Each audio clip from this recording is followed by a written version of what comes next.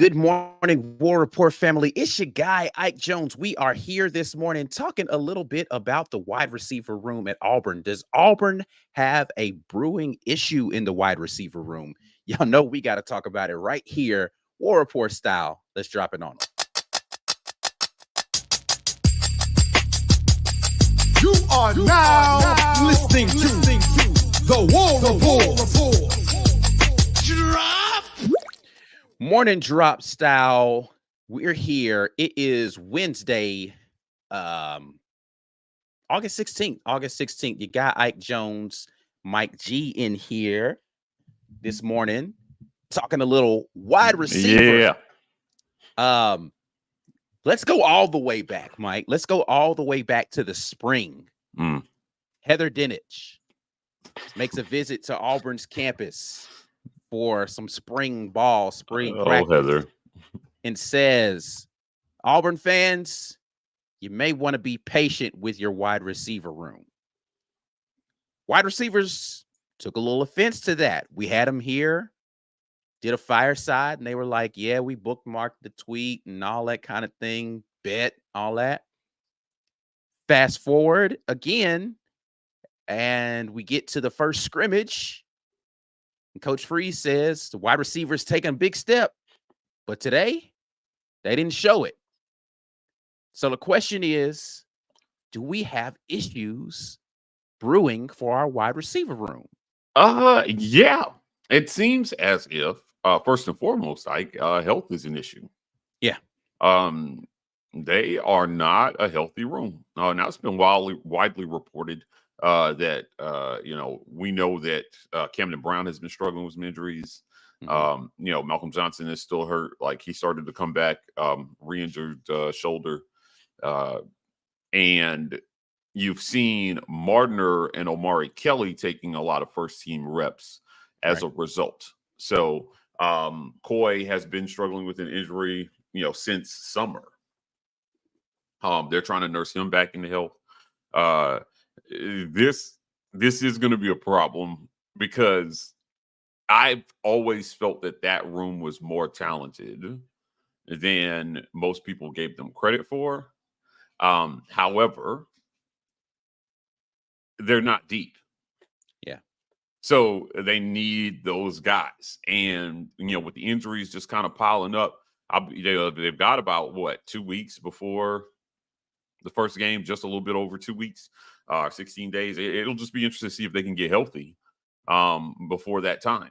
So Hugh Freeze and the strength and conditioning staff, the training staff, they have some work to do with these wide receivers to try to get them healthy. I always question when I see a rash of injuries amongst a certain group about how things are going in training. They train as hard as they needed to, what's going on there? Because when you have a bunch of non-contact injuries, it could point to the fact that guys were training but not well conditioned or doing things that their body could not handle. So it's important. It's important to have a good training plan. It's funny. Brian and I argued about this, literally, it feels weird to say, years ago. And I don't think he understood it. I think he understands it now. But you lift weights and you train primarily to prevent injury. There's a primary reason one trains, right? Because when you're playing a sport like football, if you're not physically capable, you are tough, you're going to get hurt out there. That's it. You need to be able to take a hit. You need to be able to plant off that foot and explode multiple times without getting injured. These are very, very highly athletic moves that they're trying to pull off. I wonder that for these wide receivers. It's a little different at some of the other positions, but for wide receiver, it is tough to see this. Now, my last thing on the guys, right? How, with all these injuries, how important has Rivaldo Fairweather, Luke Deal, and Jay Fair become to this passing game? Those guys are becoming super important, if you ask me. You've got a quick body. You've got two really big bodies to throw the ball at. that should be fairly reliable outlets for these quarterbacks. And if they can get the ball to them, that might be their fail safe until these guys catch up. I asked you, Freeze, about the run game and run pass ratio. And he said pretty bluntly, teams just aren't going to let you run the ball straight at them. Yeah. They're not going to let you do that. You have to throw the ball and you have to win on the outside. And all guys we're hearing about that are hurt are on the outside. Yeah. There are guys on the outside. So my word, Hugh Freeze's words, not mine. He said, to win in this league, you got to win on the outside, and all the guys on the outside are getting hurt. So I hope that they can get healthy between now and the start of the season. But missing this time, well, they need to be healthy by week 1 of game prep. Good thing they played UMass the first game. If you've got experienced guys like Coy and Camden have gone out there and done it, maybe you're not as worried as long as they know the concepts. But, man, taking those reps in practice is really important. So we need them. We need them to get healthy, or this is going to be an interesting looking offense to me. Yeah. For sure. If you guys are in here, make sure that you're sharing the video. Get some more people involved in the conversation. Add us at the War Rapport if you're on Twitter so that we know you made the share. The necessary. Like the video and subscribe to the channel if you're just kind of in here doing that lurking thing where you want to peek in and see what those guys, the War Rapport, are getting wrong right now. Just give us a free subscription if you're going to be in here watching anyway. Doesn't hurt anything.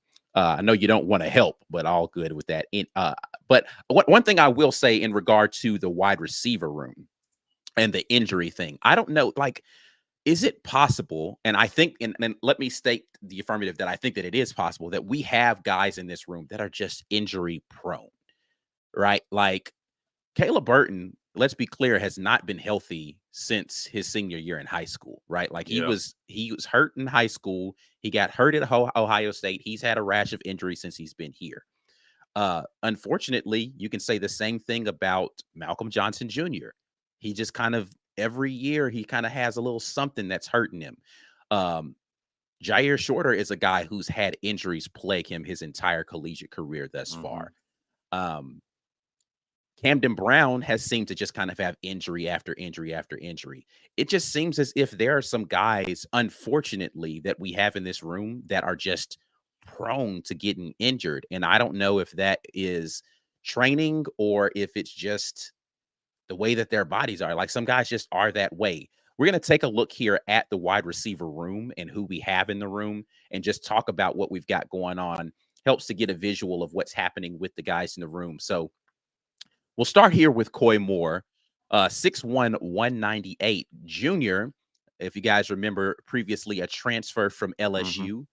Camden Brown, 6'3", 203 sophomore, big guy. Camden Brown is a big body receiver for sure. Jay Fair, everybody's favorite Jay Fair, not just Mike G's favorite. Get it understood. Jay Fair, 5'10", 186 sophomore.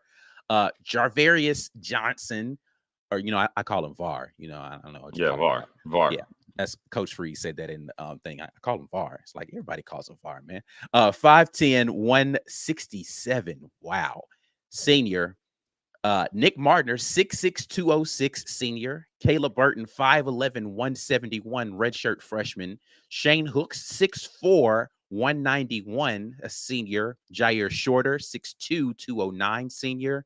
Malcolm Johnson Jr., 6'1", 193, junior. And Omari Kelly, 6 foot even, 187 sophomore. So not pictured here on this graphic just because I didn't have room. And I normally would put everybody, but I was going to have to make a second page and I was being kind of lazy. Are the walk-on guys. So I will mention them, though they're not on the graphic. Jackson Billings, 5'10", sophomore, 187. Cassidy Woods, 6'3", 205, senior. Never even heard of Cassidy Woods, honestly. I'm going to be honest with you. Then we have Trent Mason, 6'1", 190, also a senior. Will Upton, 5'9", 177, freshman. Jake Cruz, 5'10", 182, redshirt freshman. Colby Stafford, 5'11", 179, redshirt freshman. And Whit Johnson, 5'11", 178, redshirt freshman.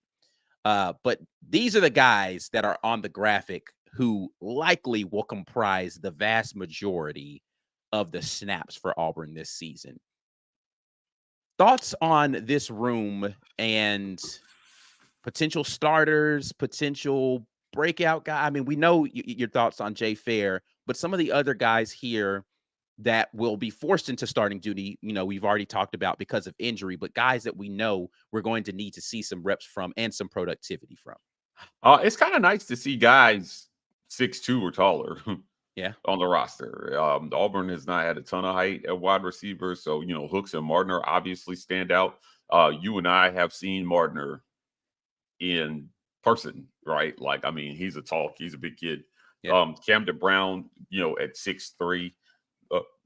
I've been hearing Hooks is a problem.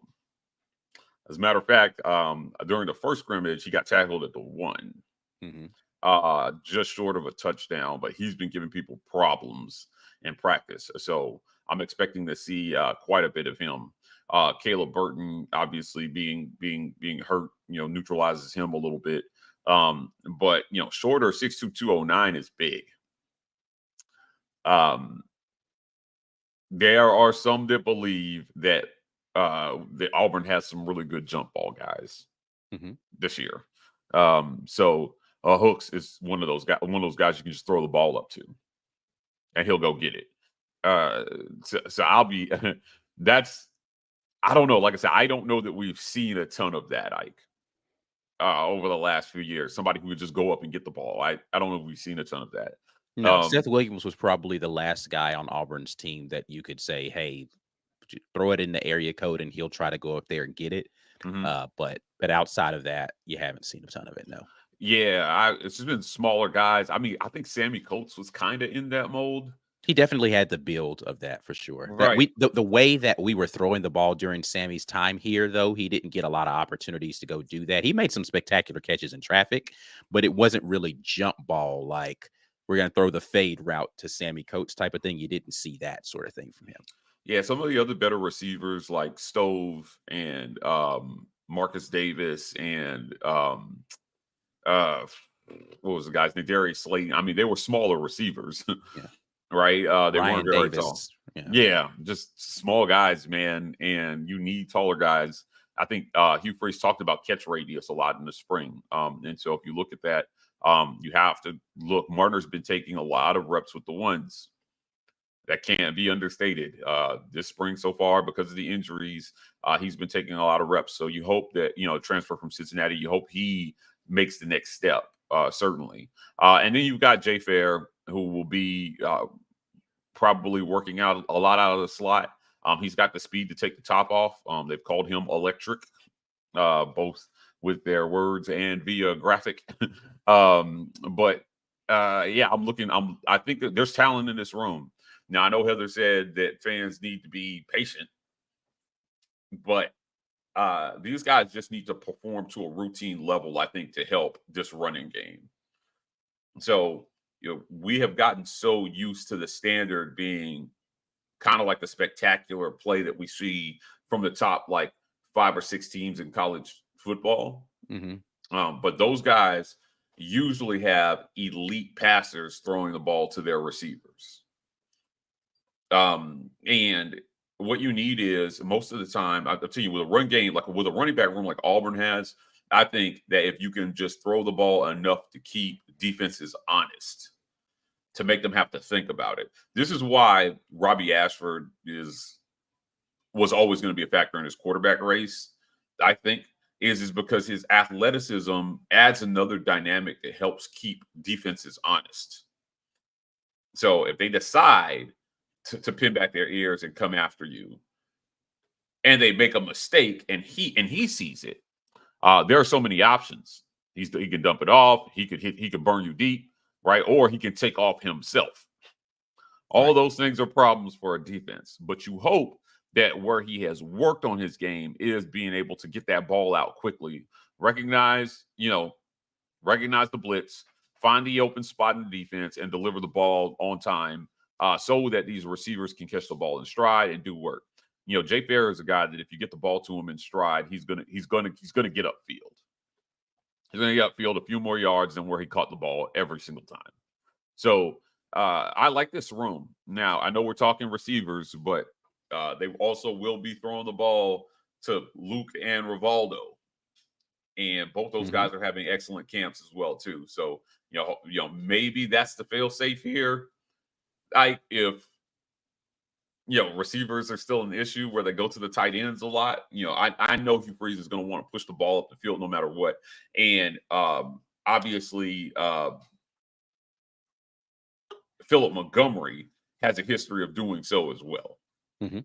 So they're going to find, similarly to what I said about quarterback, about how they were like, hey, I don't think they're going to settle for just not being able to do what they need, what they want to be able to do. They're going to run their system. And at receiver, if they don't have guys who can step up and do what they need to do, I think they're going to keep rotating out, and they're going to lean on Marcus Davis. Give us the guys, give us the combination of guys that can do this, to do what we want to do. So there are going to be multiple guys, I think, that get a chance everywhere in this offense, everywhere but Jay Fair spot. And Javaris is dealing with a mouth injury as well too. Yeah, we didn't even mention that. Hugh Freeze mentioned that at the last presser that he's dealing with a mouth injury. So man, it's just a lot. It seems like a lot. Think about this: Coy, Camden, Javaris, Malcolm, and Caleb all dealing with injuries. Yeah. Yikes, man. That's half this list. Yeah. And so, with Coy Moore, he is back out on the practice field now. Camden Brown seems like he's still got a ways to go before he's ready to go back out there and practice.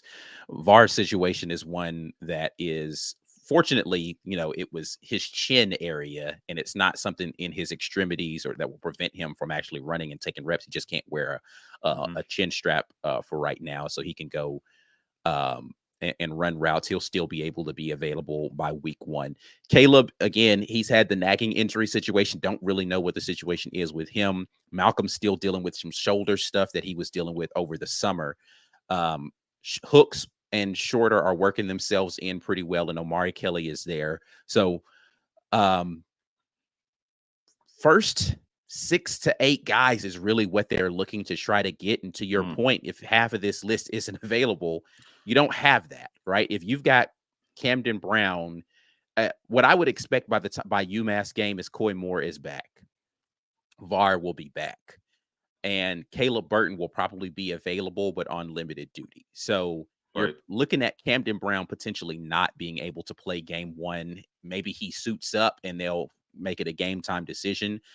But they're kind of monitoring that right now to make sure that they don't push, because let's be clear, you should be able to beat UMass without Camden Brown, right? Oh yeah, but you want Camden Brown to be in your rotation by the time you get to Texas A&M. So let's not rush him back. And Caleb Burton, again, he'll probably be available. Everybody else on this list, Malcolm and Camden are probably the only ones that are dealing with injuries who I would say have any shot at not playing at UMass because of the injury situation. So you'll have most of these guys available, but the problem is what you stated, Mike, is that the reps aren't happening in practice, and we were already seeing missed assignments and miscommunication between wide receiver and quarterback in practice now. So you have to be able to rep that stuff more. And if they're not there for those reps, then it's not going to be better by the time you get to an actual game. There's no way to get that better without repping it more. And making sure you're seeing what I'm seeing, and how I run this stop route and all this kind of things are going to align with how you're throwing it. So, yeah, it's going to be a work in progress, I think, game 1.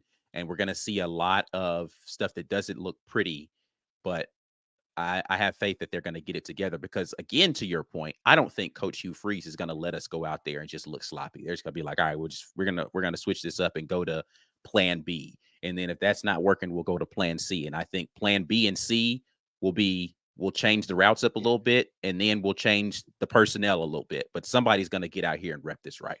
Right. Absolutely. It's man. I mean, Javaris's experience, I think, if you're Hugh Freeze, is attractive in light of, depending on how much attrition you still have come game 1. So you've got the guy who's been working, super hard in Jay Fair. You got Javaris. Is there some combination of them, the tight ends? Like, I just would be so interested to see what they put, if what players are available kind of affect the formations that they put out there. Yeah. Yeah, I think Right. that's probably going to be the most interesting thing is seeing how we line up and how often we line up and what they, if optimal, they would want to line up in, especially with the personnel groupings that we're going to be trotting out there. Yep.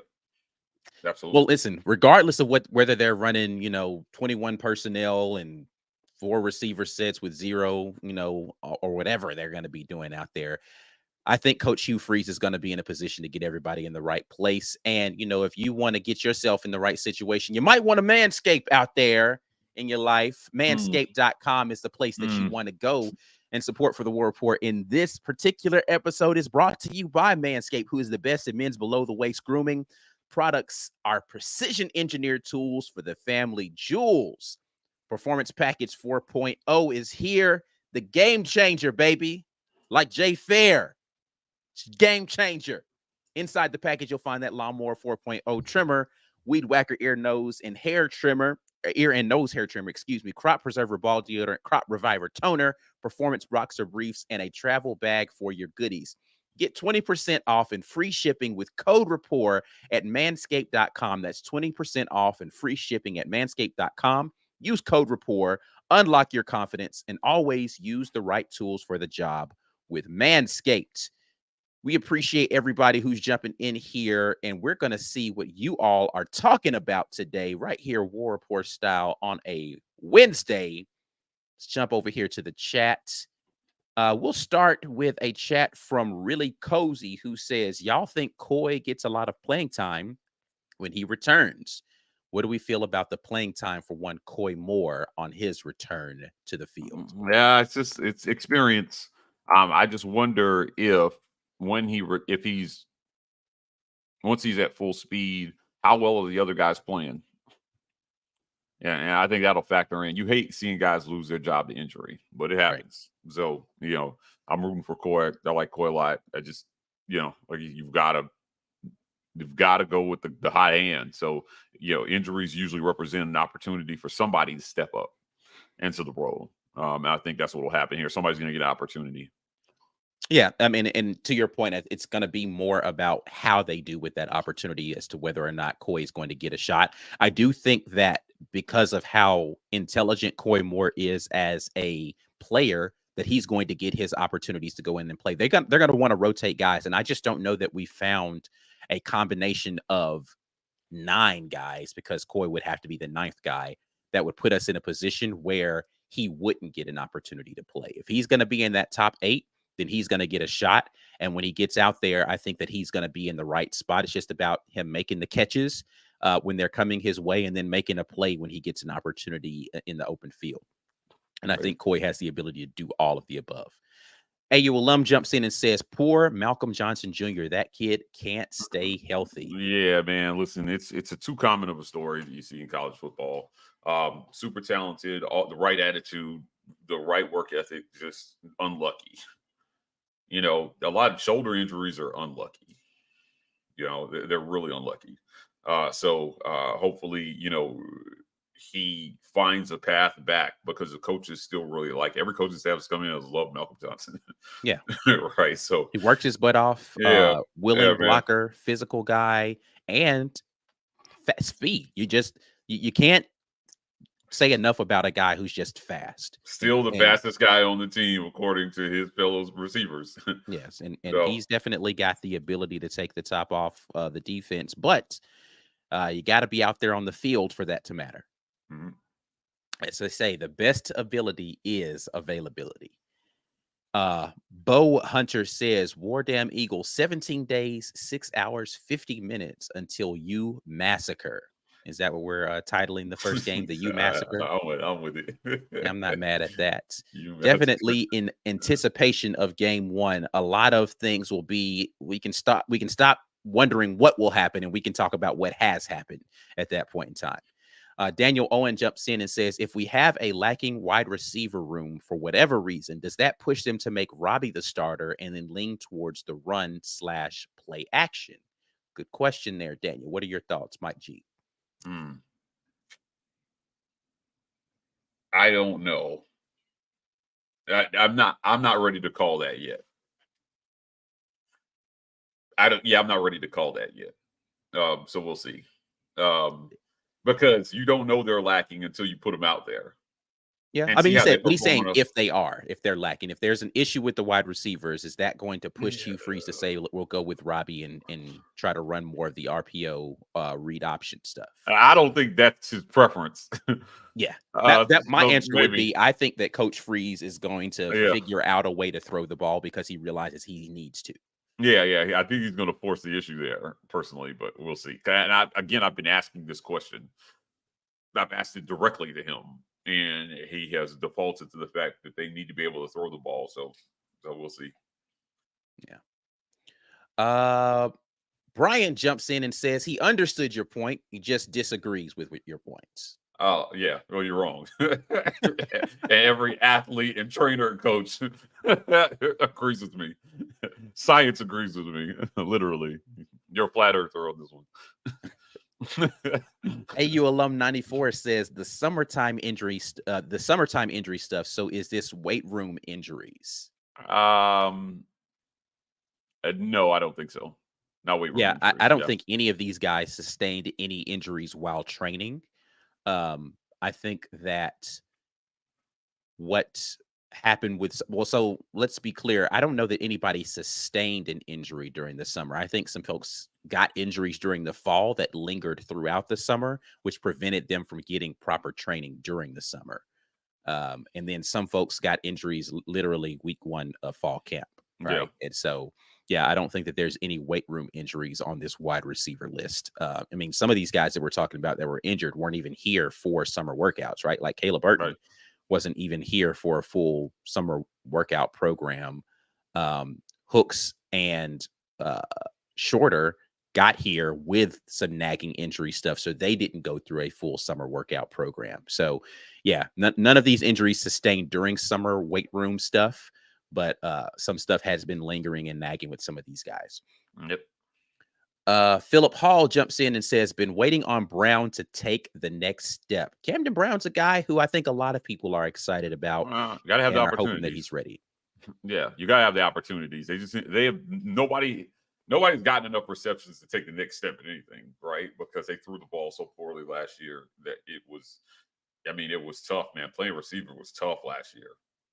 And staying motivated with as little as they threw the ball. So hopefully they've solved that to some extent this year, and there'll be more opportunities. The wide receiver room certainly feels like there are going to be more opportunities in this new system. They're excited about it. But you still got to have somebody deliver you the ball. Right. So that's where you hope, again, Thorne comes in and raises the floor, and Robbie Ashford has improved his game. Yeah, and but again, I think again an earlier point that you made, the tight end room being capable pass catchers. Like we haven't talked about the tight end room in its totality yet, but I mean, you could trot out 5 guys in that tight end room that could be viable pass catchers and really cause problems for defenses. Rivaldo Fairweather just kind of seems to be the standout, just amazing athlete of that group, but don't sleep on the other 3 or 4 guys that are behind him in the depth chart in their ability to go out there and not necessarily make the same kind of plays, but pose threats to the defense in the passing game. Right. 94 AU alum says, I see 4 big guys who are the elite speed guys. Jay and VAR. Yeah. If he's healthy, Malcolm's going to be an elite speed guy. He's speed guy. Amari is he's fast. He's fast. Yeah, he's fast. So yeah, those are your speed guys. Yeah, and I think outside of that, you're going to have some guys who are fast but not elite. Elite speed. Yeah. TK jumps in and says that DJ James said Hooks is the biggest problem. I've heard this consistently, and that's high praise from DJ, but I've heard this consistently from other positions as well too. Multiple players from multiple different positions have told me directly Shane Hooks is going to be a problem for this league, and that is exciting. That's exciting. So, one of the transfer guys coming in and making an impact in that way is really exciting. Yeah. looking at the Shane Hooks film, if you guys are members of the War Report, the Watch the Film is up on Shane Hooks. We might have a public one that's on him, but you see from Shane Hooks' athleticism. He is an athletic kid who can go out there and make some wow plays, just leaping ability, tenacity in the open field, making guys miss or breaking tackles. His only issue that I saw was just occasionally he would be a little lazy in some of the stuff that he was doing, but he's familiar with a system like this. So he should be able to get up to speed a little bit more quickly. But I am looking forward to seeing how he pays dividends, because that's the reason why we brought him in, right? Like, they wanted to get more depth on the outside, and Shane Hooks, I think, provides us that in someone who can just go out there and make plays. Let's just get him the ball in space and see what he can do. And I'm looking forward to seeing that come to fruition on a Saturday very soon in Jordan-Hare Stadium. Bo Hunter jumps back in and says, just don't want to see receivers choosing wrong option routes, causing interceptions. No problem. Communication between quarterback and receiver has been a problem, certainly. And unfortunately, we've heard this coach talk about, guys lining up and doing some things not so great this camp. So get that ironed out before game one. It's time. And a lot of it, man, this offense, though, we talked to wide receivers and they talked about how it's more simple as far as you're not doing a bunch of rigid route tree stuff where it's like, this is the route that you have to run. So it's like this complex. The complexity is really in the call, right? Like, we're going to go and we're going to line up and we're going to call, first thing they're going to call is formational stuff. And then they'll call the protection. Like, it's not going to be this extensive long. They're running fast, but it's going to be, we need to know where we need to be lined up, what our split needs to be based upon what the formation is and the package that we're in. And then it's post route reading of what the defense is doing and understanding, are they in zone or are they in man? Do I need to sit this route down, or do I need to continue this route? Do I need to take it upfield? I don't know how many options they're presenting them with on a given route, probably just 2 to keep it simple.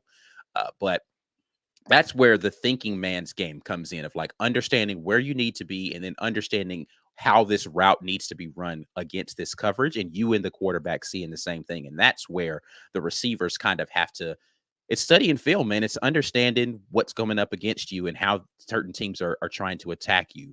And some of them are struggling with it. Let's be clear. They're just struggling with the assignments portion of this. You can play fast, but playing fast and playing wrong don't help you. Yep. Let's see here. Eric Montgomery jumps in and says, is the War Report making any hype videos? I haven't seen any for 2023. This is a Mike G question, if there ever was one. Yeah, we'll see. We need highlights. And there were a ton of them last year. So I'll be going back through the film here the next couple of weeks and seeing what we can put together. We actually put together 2 very good motivational pieces last year. If you guys didn't hear the one that Ike voiced over, it was really good. So yeah, we'll see. We'll see if there's something that we can get together for this season to get the guys inspired and ready to go. But that's probably one of my favorite things that we do. Yeah, for sure. We'll see what we can do to get you guys some hype videos and get you ramped up for the season. All right, what we are hype about is that it is Wednesday, which means you get to get 2 lives from the War Report. We will be back at you guys tonight on the midweek report, so make sure you're ready 7 p.m. Thanks as always to the sponsor of the morning drop, which is rogueshop.com. Use code report when you head over there. Gets a little something off. America's #1 online dispensary is rogueshop.com. They've got something for whatever ails you: sleep, stress, anxiety, pain, all there at the Rogue Shop. We will be back, as I said, tonight 7 p.m. Central Standard Time with the midweek report, giving you more intel and insight from what was observed at the latest in fall camp, including some quarterback talk. So you want to strap in and be ready for that one. You guys make sure you're doing the necessary. Like the video, subscribe to the channel, share the video with somebody you love, especially share it with somebody you hate, because they gotta love to see people who they don't like thriving, and you just gotta smile in their face. Anyway, we are out of here until tonight. War Eagle. Peace. Peace.